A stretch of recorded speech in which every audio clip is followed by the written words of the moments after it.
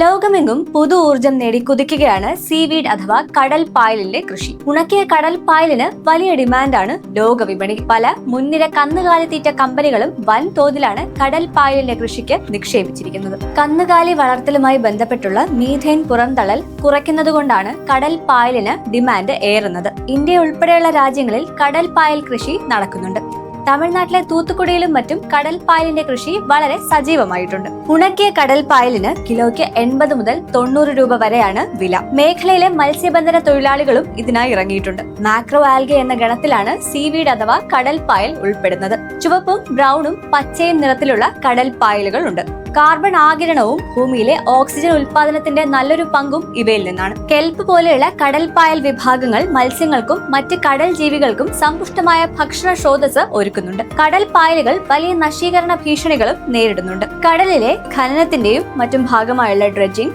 വലിയ തോതിലുള്ള നാശമാണ് ഇവയ്ക്ക് നൽകുന്നത്.